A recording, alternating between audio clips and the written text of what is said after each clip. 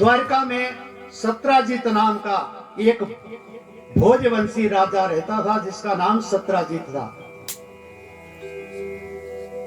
उसकी भक्ति से प्रसन्न होकर के, सूर्य का भक्त था, उसकी भक्ति से प्रसन्न होकर के सूर्य भगवान ने उसको एक मणि प्रदान की थी। उस मणि का नाम था समंतक मणि, और वो मणि सूर्य के समान ही देदीप्यमान थी। इतनी चमक उस मणि की थी कि जो भी उसको धारण करता था वो सूर्य की तरह दिखता था, लगता था। और वो मणि 20 भार सोना रोज देती थी। एक दिन उस मणि को पहन करके सत्राजित भगवान की सुधर्मा सभा में आया। जब लोगों ने देखा तो भ्रमित हो गए दरबारी, और कहा कि देखो भगवान, प्रभु आज तो साक्षात सूर्य भगवान आ रहे हैं। तो भगवान कृष्ण ने कहा कि ये सूर्य भगवान नहीं है, सत्राजित है, जो समंतक मणि को डाल करके आ रहा है। उसके गले में पड़ी हुई मणि की चमक है, जो ये सूर्य की तरह चमक रहा है। जब सत्राजित दरबार में आया तो कुछ लोगों ने सलाह दी कि सत्राजित ये मणि तुम्हें शोभा नहीं देती, ये तो द्वारकाधीश के पास होनी चाहिए। और ये जो सोना रोज प्रदान करती है, ये सोना अगर राजकोष में रहेगा, आएगा, तो पूरी जनता के, सब लोगों के काम आने वाला है। सत्राजित ने कुछ नहीं कहा, घर चला गया। घर जाकर के वो मणि गले से उतारी। दूसरे दिन उसका भाई प्रसेन उस मणि को डाल करके शिकार करने चला गया। जब शिकार करने गया तो जंगल में एक शेर के साथ आमना सामना हुआ। शेर ने प्रसेन को मार डाला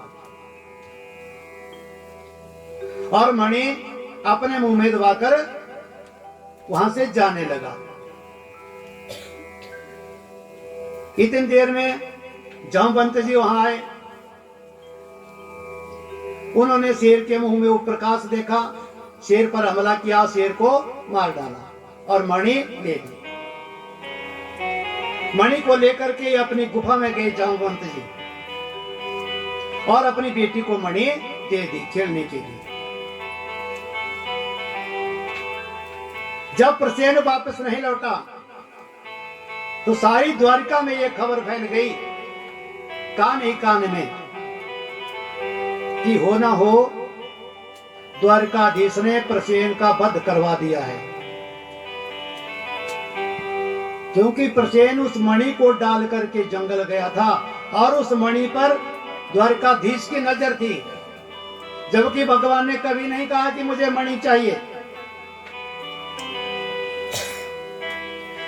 तो धीरे धीरे जब कानों ही कानों में बात द्वारकाधीश तक पहुंची तो भगवान ने अपने उस कलंक को दूर करने के लिए प्रसेन को खोजने का निश्चय किया।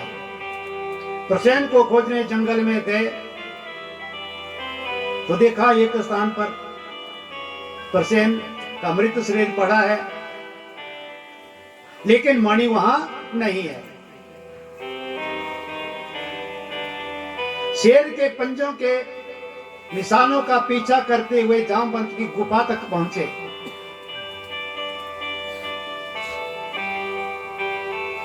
और जब गुफा में प्रवेश किया,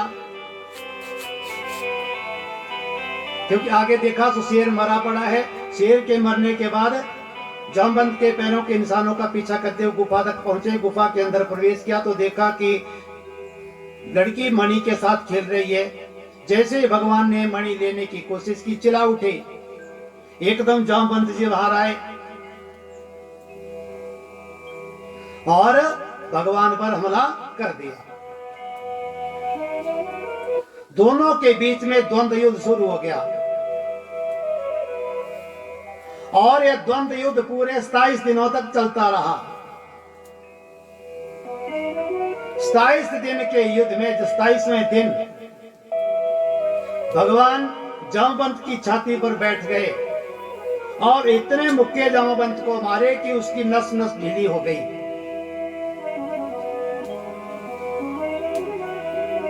जब जामवंत ने बहुत मार खाई, सारा शरीर में निढाल हो गया, तो हाथ जोड़े। जामवंत ने कहा कि प्रभु, मैं जान गया हूं कि आप कौन हैं। आप स्वयं मेरे भगवान, मेरे आराध्य श्री राम हैं। मैंने आपको पहचान लिया। हुआ यूं था कि रामावतार में, त्रेता युग में भगवान ने जामवंत को अपनी सेना का सेनापति बना दिया था जब रावण के ऊपर चढ़ाई की थी। तो जामवंत को युद्ध करने का मौका ही नहीं मिला। जब भगवान राम वापस अयोध्या आए तो जामवंत ने प्रभु से कहा कि प्रभु, और तो ठीक है, लेकिन मेरी इच्छा अधूरी रह गई, एक इच्छा। कौन सी इच्छा? बोले युद्ध करने की इच्छा। आपने लंका युद्ध के दौरान मुझे लड़ने का मौका ही नहीं दिया,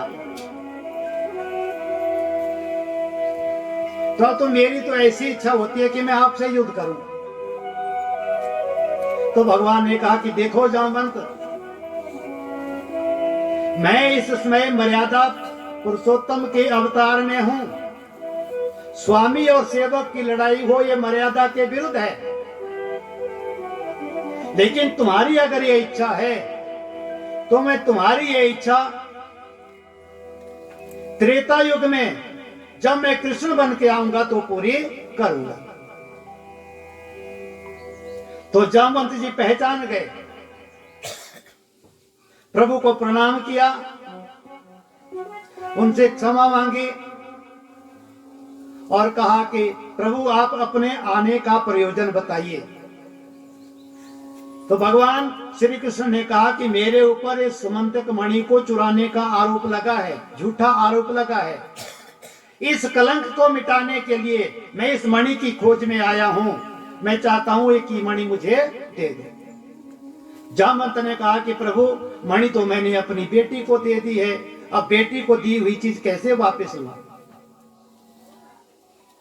लेकिन एक बात करते हैं कि मेरी ये बेटी है जामवंती, आप उसे पत्नी के रूप में स्वीकार कर लें, तो फिर जामवंती भी आपकी और मणि भी आपकी। और इस प्रकार भगवान का दूसरा विवाह जामवंती के साथ हुआ। बोले वृंदावन बिहारी लाल की। उसके पश्चात भगवान वापस आए, मणि लौटा करके सत्राजीत को वापस की। जब वापस की तो सत्राजीत बहुत शर्मिंदा हुआ। शर्मिंदा हुआ तो उसे बहुत आत्मग्लानि हुई कि मैंने प्रभु पर झूठा इल्जाम लगाया। तो बाद में अपने उस शर्मिंदगी को दूर करने के लिए उसने अपनी बेटी सत्यभामा का विवाह भगवान के साथ कर दिया। बोली वृंदावन बिहारी लाल की। भगवान के कितने विवाह हो गए? 3 हो गए। उसके पश्चात एक दिन भगवान पांडवों के साथ हस्तिनापुर गए। वहां यमुना नदी के किनारे टहल रहे थे तो वहां देखा कि एक तपस्विनी स्त्री बैठी हुई तपस्या कर रही है। अर्जुन साथ में थे। भगवान ने अर्जुन से कहा कि अर्जुन पता करो ये तपस्विनी कौन है। तपस्वी तो मैंने कई देखे, लेकिन ये तपस्विनी आज देखी, जाओ पता करो ये कौन है। अर्जुन पता करने गए तो उस तपस्विनी ने कहा कि मैं कालिंदी हूं और श्री कृष्ण को पति के रूप में पाने के लिए तपस्या कर रही हूं। अर्जुन ने आकर भगवान से कहा, प्रभु ये आपको पति के रूप में पाने के लिए तपस्या कर रही है। तो भगवान ने कहा कि इससे कहो तुम्हारी तपस्या पूरी हुई, हम आ गए हैं। और इस तरह से कालिंदी का भगवान के साथ विवाह हो गया। बोलिए वृंदावन बिहारी लाल की।